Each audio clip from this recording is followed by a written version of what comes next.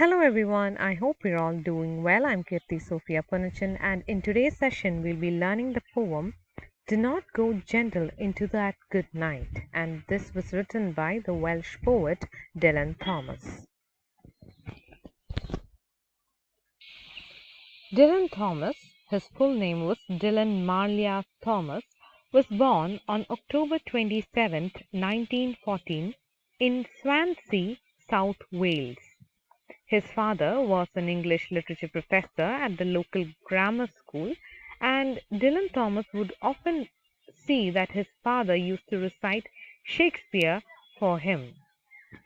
Thomas dropped out of school at 16 to become a junior reporter for the South Wales Daily Post.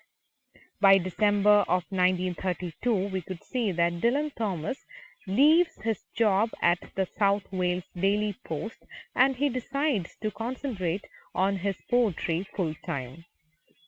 It was during this time, in his late teens, that Thomas wrote more than half of his collected poems.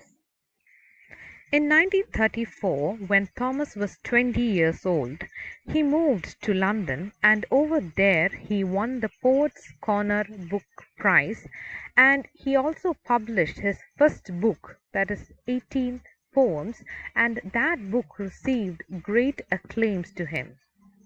The book drew from a collection of poetry notebooks that Thomas had written years earlier, as would many of his most popular books.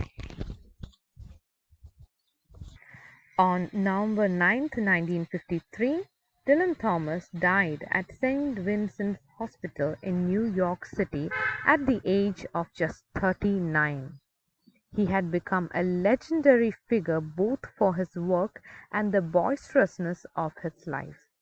He was buried in Laugharne, and almost 30 years later a plaque to Dylan was unveiled in the Poets' Corner of Westminster Abbey.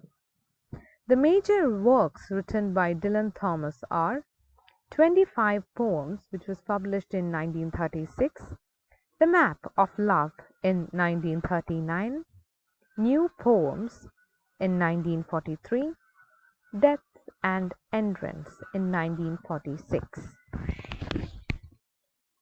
Now we move on to the poem Do Not Go Gentle into That Good Night. Do not go gentle into that good night. Old age should burn and rave at close of day. Rage, rage against the dying of the light. Though wise men at their end know dark is right, because their words had forked no lightning, they do not go gentle into that good night.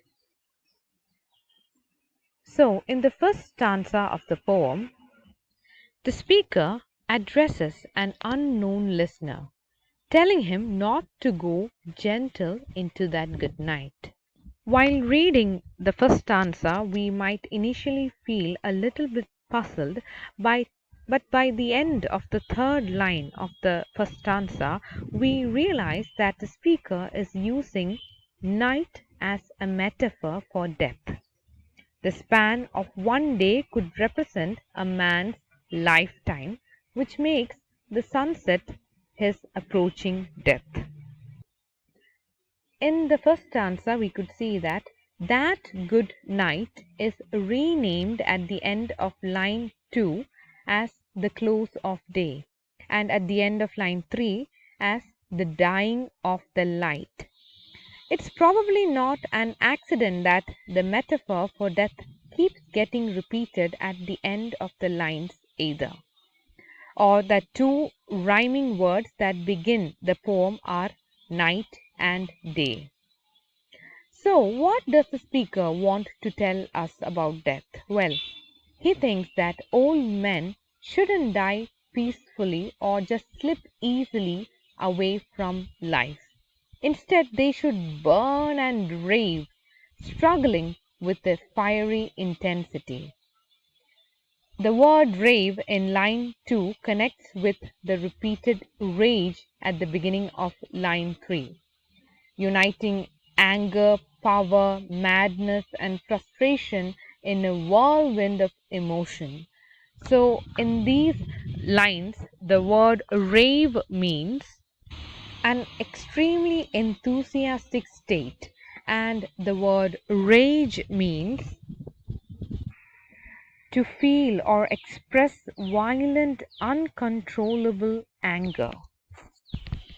So, the first stanza of this poem sets the mood of the poem. Moving on to the second stanza, these lines are potentially quite confusing. So, let's start by untangling the syntax of Thomas's sentence here.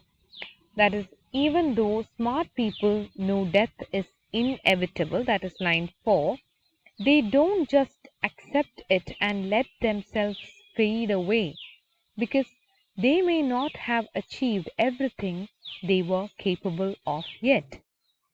The metaphor of night as death continues here, with death figured as the dark. The speaker admits that sensible, smart people realize death, that is, traveling into the dark, is inevitable and appropriate. That is, we all have to die one day or the other. After all, we are all going to die, and it's a totally natural process. But even though clever people know they are going to die, they don't simply accept it. They don't take the news lying down.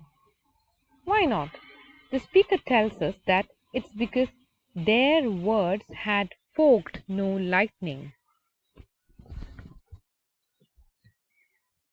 Here, words represent the actions, the speech, or maybe the artistic creation of intelligent people. And these words don't fork lightning, which means they don't split and divert the massive electrical shock of the lightning bolt, which draws it towards themselves like a lightning rod instead.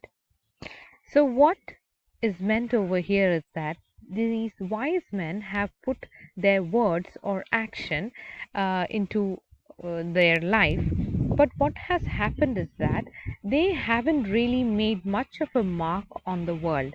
They haven't lived their life to the fullest.